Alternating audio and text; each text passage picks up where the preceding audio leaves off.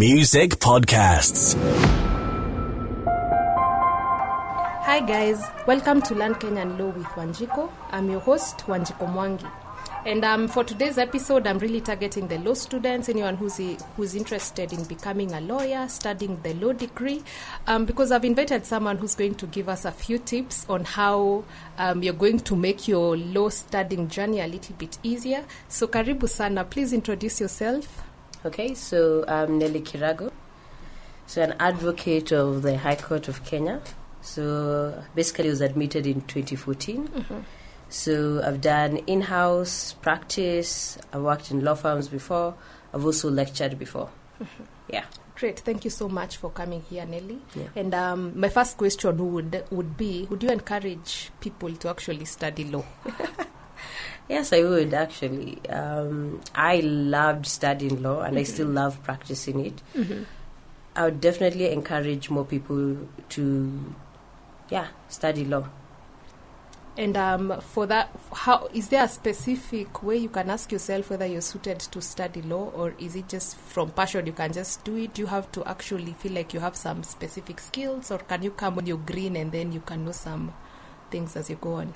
I think definitely if you have a passion for it, because I remember like growing up, I used to love things like advocating, like pretty much even for people, and even in high school, I was in law club.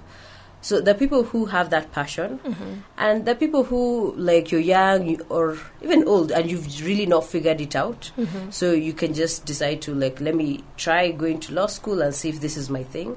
Because also the people who are older, who maybe they started their career off in something else. Yeah. Then now later on they've decided to go into law. So I feel like sometimes it's a calling, but sometimes, you try it out and you see if it suits you. Yeah. And so this drives me to our next point of conversation. Which kind of specific skills would you feel like a law student would focus on, be it hard skills or soft skills? I think like it's important like you enjoy reading. Because, like, law requires a lot of reading. You should be I think public speaking is really important. Because even if you don't go into practice, obviously, like litigation, at one point or another, you will need to address people. Or even just address clients, or even be in a board meeting. So, public speaking is a really good, like, skill to have. Drafting, obviously, like being able to kind of actualize your thoughts into, coherent arguments, and obviously critical thinking, being able to synthesize like your thoughts into arguments which make sense. Yeah. So we've said critical thinking, public speaking, and reading. And reading. Yeah. But I feel like among those skills that you've mentioned, that is still something that we can learn as we... Yeah, you can actually... There are people who are natural at these things. Like even public speaking. Like for me, public speaking, like I used to dread public speaking. Yeah.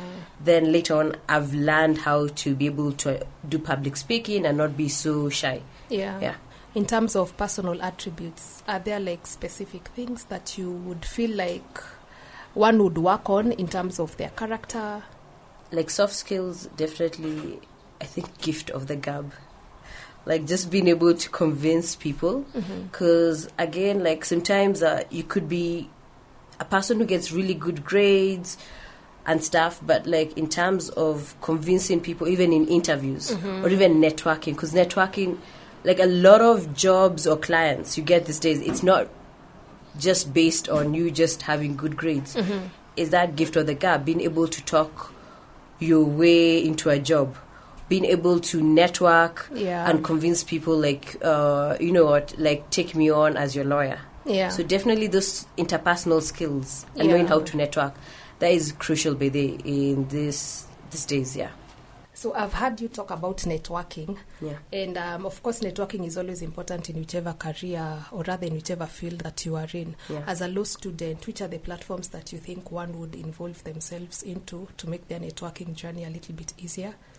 So it really depends on what stage in your life you're in. So obviously, if you've just graduated, you don't really have such a good network. So your network would be your parents. So the people your parents know who hook you up with a job. Yeah. So definitely, if you come from a well-off background, obviously that privilege usually even helps. Yeah. Even in terms of pupillage. You'll be able to get a good law firm because your dad was in high school or knows this guy, Yeah. That definitely helps. Your parents, your family members, but also your classmates. Like this WhatsApp groups, your age jobs, you'll find like a lot of even the people I was in KSL with or university with, like those are the people who will refer clients or tell you about a job and whatnot. So it's basically also your classmates, and then obviously things like even LinkedIn and stuff. So what a lot of people even do is like if you like want to practice in a certain area, start following people on LinkedIn who are in that area. So like even you'll be able to inbox them or get to know them. Also looking for a mentor is very important, like someone who's been in that field. Yeah. Because now I always find that so important because it helps you to work smart and not hard. Because sometimes you're doing something and it doesn't make sense, but someone who's been there before will tell you this is a shortcut to how you should do this thing.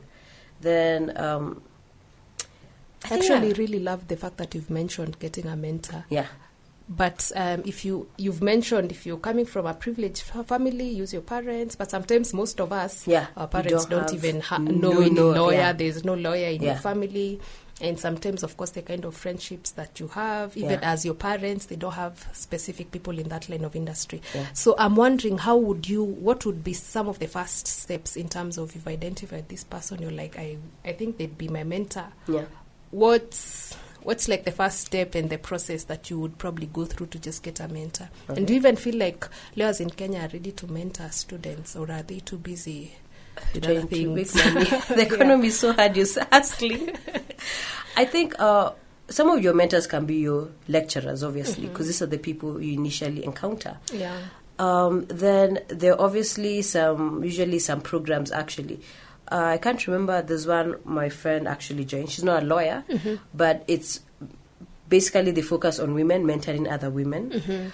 But women from different countries and industries and whatnot. Yeah. Then I've said lecturers, even like in law firms, your boss can be your mentor.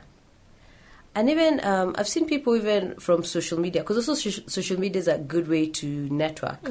In terms, you've seen even that hashtag Ikokazi. Like you can find a job opportunity there or market yourself through there. I'm a young lawyer looking for a law firm. So like basically you have to be open to not just using the conventional means. Like try even following the people you admire on social media and inbox them and be like, I'm a young lawyer who wants to enter this area. Do you mind mentoring me? Yeah. And hopefully you meet someone who's ready to give back. Yeah. Okay, great. So still on the same line, do you feel like there's a future in terms of law here in Kenya? Is there a future in the legal industry here in Kenya? Or is it too saturated that you'd be like, don't even do law. Just if you're doing law, unless you're doing it for your personal reasons, don't do it. But or rather, what's your take? Obviously, I won't lie, there are a lot of lawyers and it's now become such a competitive field. Yeah. But I think you definitely need to look outside the box. Like, don't just focus on, I want to work in a law firm or in-house. So what I keep on saying is law is such a versatile degree. Because I've seen people who've gone into journalism after having a law degree. Yeah. Like, I've seen people go into the entertainment industry still, even doing a podcast. So don't just look at it that I have to work in a law firm or I have to, be an in-house lawyer. Just try to find a niche which isn't saturated. I've seen even people now, entertainment law and sports law is something which is really coming up. I think sports law, I've seen like maybe just 2 law firms doing sports law. Yeah. You can try to engage in that area because you can have even an interest. You can be like, I'm an artist, so I want to go into entertainment law and I have this background in law. So I think you definitely have to look at non-conventional means. Yeah. Don't just fixate on just like working in a law firm and being in-house. I like the fact that you've said that it's a versatile thing, and my mind has just gone to tech. Yeah, like lawyers in tech. Exactly. How is that field as of now? What do you think about it? I've seen, there's this, I'm trying to remember the name, I think Law Hub. Mm-hmm. So for them, they've started like, it's law, but they're really focusing on the tech industry. Mm-hmm. So yeah, you can try, that's a really good area because that's where we're going in the future, you know. Yeah. Tech is a really, really big thing now. Yeah, it's a ripe area. Yeah. So in terms of your career planning, if I'm a law student, if I'm someone who's planning to get into the law industry, which kind of career path or career planning what's the importance of it, and how would I even go about it? I think definitely it's important to plan so that you don't waste a lot of time. So for me, obviously, personally, I would advocate after law school, go to KSL immediately. Because these days with the competition there is, like, you have to at least be an advocate vis-a-vis just being a lawyer. So even before you go do your master's, obviously, I feel like, honestly, as the years go by, KSL gets harder and harder, and the requirements also. So for me, I feel like definitely go to KSL first. Finish up with KSL. Now you're an advocate. So try to decide even from pupillage which area do you want to go in. For example, like I know people who wanted to be in the insurance industry. So for them, they did pupillage in the insurance industry. Personally, I went to a law firm. So sometimes the good thing about a law firm, it allows you to get experience in all areas. Yeah. So once I'd gotten experience in all areas, that's when I went in-house to an insurance industry. So identify the area you want to be in and maybe try to look for pupillage in that area if you're sure that is exactly your path. Yeah. Because now it will be difficult to go for pupillage in the insurance industry, start working there, then later on decide I want to go into another industry. Yeah. It's more difficult to navigate. So most people also usually prefer to go to a law firm for a few years, work in a law firm so that you can kind of gain experience in all areas. Yeah. Then now identify the area you want to fixate on. Do you want to go into medical law or banking law, like to be an in-house lawyer for a bank and whatnot? So definitely try to think about in terms of what is your interest and in terms of monetary compensation. Which industry do you want to be part of? Yeah.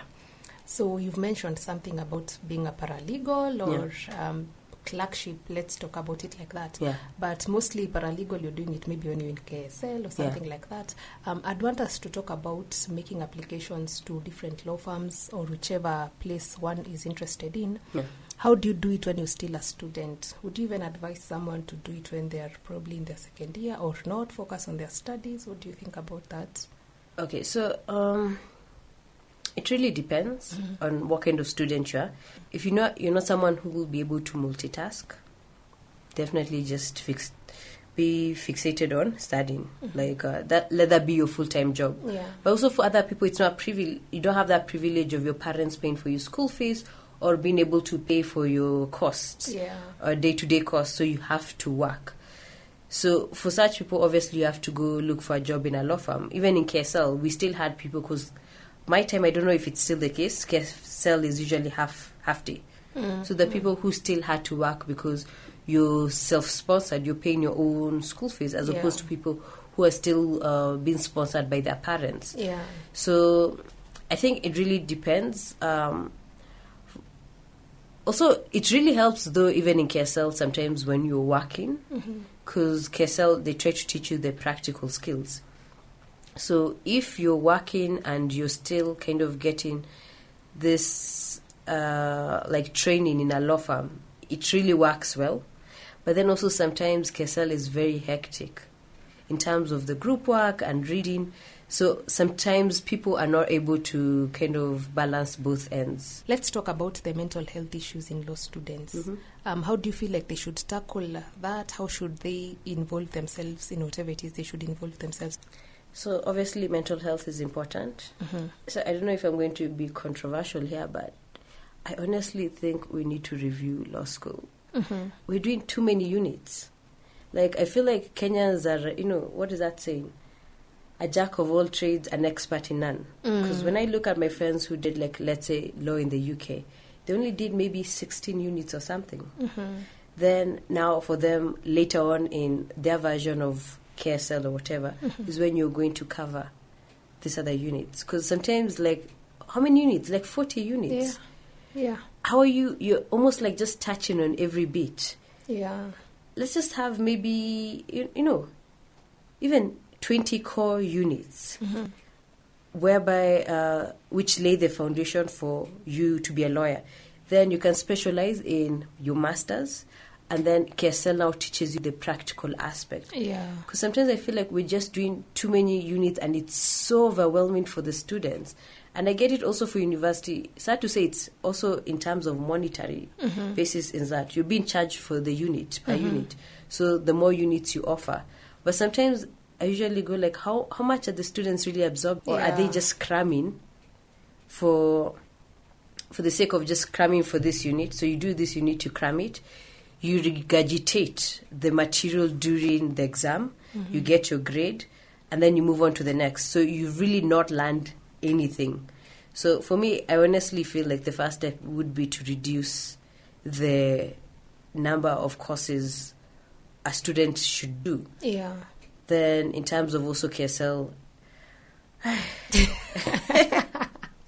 KSL is where you get character development, to be honest. I think also KSL, maybe they need to reduce the units or spread them out over a period of time, or even just do it in terms of term basis or semester basis. Like the first semester, we do the first 3 units, and you do the exam. Yes. Like that. Rather then the than next sem, because in November when you're being told like 10 exams, it's crazy. Everything you've learned for the whole year, 10 exams. I feel like that is so overwhelming. It's hard for the students not to feel like a lot of pressure. Yeah, so first of all, you're saying maybe we should look into our policies in terms of education. Yeah, we need to kind of definitely revamp. Yeah. Because a long time ago, people never even used to go for KSL if you are from the University of Nairobi. You used to just go for pupillage. So maybe can we bring that back? Whereby people go for pupillage. I wish. Or even, why can't we have pupillage first, then you do KSL? Because also I feel like if you start to say, like, now I was in KSL learning all these things, I was really just cramming. Yeah. Then now you go to a law firm like, this is what she meant when she said this. Yes. Yeah. So me, I feel like it's actually easier if we have pupillage first, where you learn these things practically, then we go to KSL to do the exam. I just think that definitely there needs to be a change. Yeah, in the policy aspect. Yeah, because we've seen so many people failing. Yeah, there's definitely there's something that problem. wrong. It can't be all the students just not working hard. Yeah. We have to look at the institution itself. Yeah. So that's the aspect of the policy changing in terms of the institution. Yeah. Is there something else that I can do differently on a personal level that will enable me to take care of my mental health? Now that CLE is outside my control. Yeah. I think definitely therapy. I'm a very big advocate of therapy, and I know like maybe a lot of people don't see the need of therapy. And I also get therapy, again, it's a privilege because it is expensive to go for therapy, and some people don't have the medical cover or access to like therapy in terms of you simply can't afford it. Yeah. But if you can afford it, therapy. If you can't, I think like just have a good support system. And again, there are people who don't come from backgrounds where your family is supportive, but at least if you have friends who can support you, and also just learning how to speak out, just be like, you know what, I'm in a bad place. Yeah. And also there's no shame in taking breaks. Honestly, sometimes when you feel like you're overwhelmed, I think most universities do allow you to take a break. Yeah, you can. You should be able to take a break and prioritize your mental health. And I know people feel that pressure for, what do you mean you're feeling depressed or anxiety? Don't you have, come from a back, there are people who don't even have food, but you have food, you're even in law school. What do you mean you're depressed? But yeah, you can't be depressed. So I think learn to listen to your body. And if you feel you're having a burnout, honestly, just take that break. Even if it's a semester, it will really help you down the line, because it's not only about like money and getting a job. I think you need to prioritize that part for just focus on your mental health, because it really allows you to be a better person. And I feel like also extracurricular Yes. activities would definitely help. That definitely actually helps. I guess positive extracurricular, because a lot of extracurricular activities is drinking and clubbing. No, like sports. Yeah, sports singing, is a really talents. good, like, stress reliever. Yeah. Just sports, just even reading, like, not in terms of academic, doing things like this, pottery classes, yoga. Like, I get those things like pottery and whatnot, like, they're expensive. If you can afford them, well and good, even art classes or music classes. Yeah. But things like yoga, things like you can even go to YouTube, like see someone doing yoga and try to kind of look at the moves, and meditation. Definitely meditation really helps. And just taking that time out, the stress which young people face is from social media. Yeah, for sure. I'm looking at this person, they're posting, oh, look, they're traveling, or they have this car, they're living here. They look like they're doing so well. Also, don't obviously believe everything you see on social media. Like, this person has carefully curated their life to make it look like they're doing well. I'm not saying that they're not doing well necessarily. They could be doing well. But also don't compare yourself. So sometimes it's important to just leave those platforms even for a while, because it gives you the pressure of looking like you guys are now getting quarter life crisis. Agreed. And sometimes I also feel like when it comes to social media, yes, you're having a good life, but when you're having something in your life, you're not able to see it. People are going through the most, but that's not the thing they'll post. And obviously they don't have to post it, because they'll post the content they want. But just try not to kind of look at other people, how they're living, and try to arrange your life to be like them. I think just try to have your own kind of identity. Okay, so so let's go to managing your relationships when you're in law school. Because sometimes I feel like you're having a lot on your plate. It's too hard to give attention to someone else. Like in terms of friendships or platonic relationships or romantic relationships? Romantic relationships. Because I feel like friends can get it. I feel like, like how Kenyan parents are like, I don't want to see you talking to a boy or girl. Then they're like, later on, they're like, where are my grandkids? Yeah. I feel like it's dating in Kenya is so hard, because most of us come from that background of your parents. High school, they're like, I don't want to see you. Then now you're going to uni. Then there's all these relationships, and now, like, how do you manage both? I don't know how. I feel like there are people who found their spouses in KSL or in uni. Yeah. But I think that one you have to just listen to yourself. I feel like being a law student is a very lonely journey. Yeah. Even these relationships we're talking about, even just having time with your family, sometimes it's a little bit difficult, So that's why I'm like, what about if you're unable to even spend time with your family? So can you imagine if you'd ever even be in a position to have like spare time for someone who you're dating? I think definitely invest in those relationships, because also a lot of lawyers end up marrying a lot of lawyers. I think life, honestly, is just not only books and reading. Like, because now you finish KSL and now you're still very lonely. So I think dating, definitely, for me, I'd always advocate for it. But obviously, really prioritize your studies, especially for women, really prioritize your studies. Because it's so important to have your own money and your own career. Like, I'm not saying don't date, but I don't think don't center men in your career journey. Like, focus on yourself. Like, every relationship you're in, always look at it like, is it working for me? Yeah. Like, is this relationship beneficial to me? If it's not beneficial to you, then why be in that relationship? I think generally that's the thing I usually advocate for, especially for women. Always look at it in terms of, is this relationship beneficial to you? And don't let it like kind of distract you from the path you're on. Because now I find like sometimes you can find yourself now trying to help your partner live their dream, support them. But then it works well if you have a partner who equally supports you in your career. Yeah. Try to pour into your cup before you pour into other people's cups. Yeah.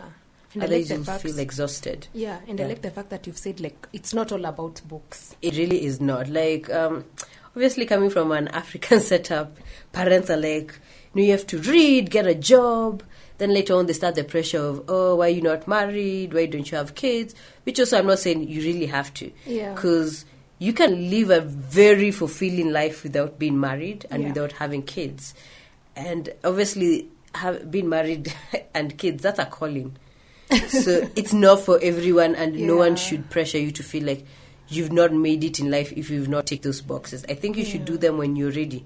You can have kids at 40, and you can also get even married at 40 and 50.